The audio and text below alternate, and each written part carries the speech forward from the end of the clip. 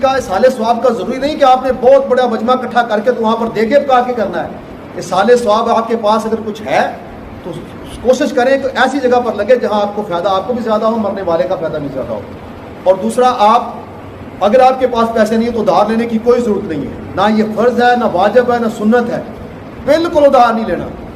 آپ بالکل تسبیح لے کر بیٹھ جائیں، درود شریف پڑھنا شروع کر دیں، قرآن پاک کھول کے بیٹھیں تو 2-4 صورتیں پڑھ کے اپنے مرنے والے کو بخش دیں، انشاءاللہ اس کو بہت فائدہ ہوگا۔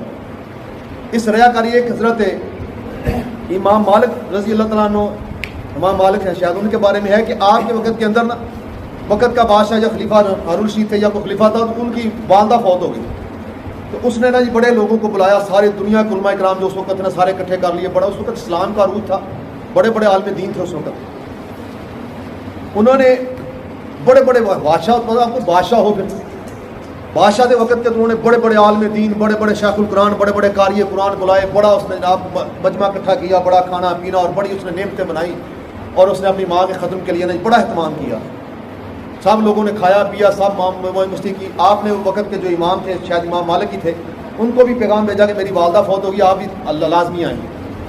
تو وہ چونکہ سچے عاشق رسول اور سچے عالم دین تھے، انہوں نے کہ وہ وہاں پر نہیں گئے، ان کی محفل میں نہیں گئے۔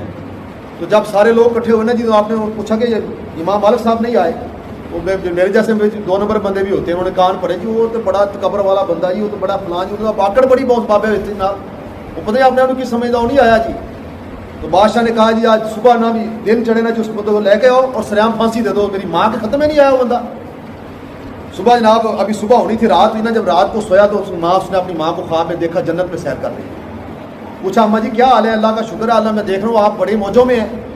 میں کہا بیٹا اللہ تعالیٰ نے بڑا فضل کیا، اللہ نے مجھے جنت عطا کر دی۔ کہا ماں جی یہ تو ہونا ہی تھا۔ اچھا کیوں بیٹا کیوں ہونا تھا؟ وہ اللہ تو مانتا ہے تمہارا کہ یہ ہونا تھا؟ کہا نہیں نہیں، میں نے نا سارے شہر کے سارے ملک کے عالم دین، قرہ حضرات، خطیب حضرات، سارے لوگ بلائے بٹھائے تھے، اور میں نے ان کو بڑے بڑے کھانے کھلائے، بڑا کچھ کھلایا پلایا، انہوں نے آپ کے لیے بڑی دعائیں کی، بڑی نعت خوانی ہوئی، بڑی جناب وہاں پر تلاوت خوانی ہوئی، بڑا کچھ ہوا، تو مجھے یقین ہے اس وجہ سے اللہ نے آپ نے باپ کو بخش دیا۔ تو ماں نے کہا بیٹا وہ جتنا کچھ تم نے کیا سب بیکار ہو گیا، اللہ نے سب ریجیکٹ کر دیا۔ تو پوچھا ماں پھر تجھ پہ رحم کیسے ہوا؟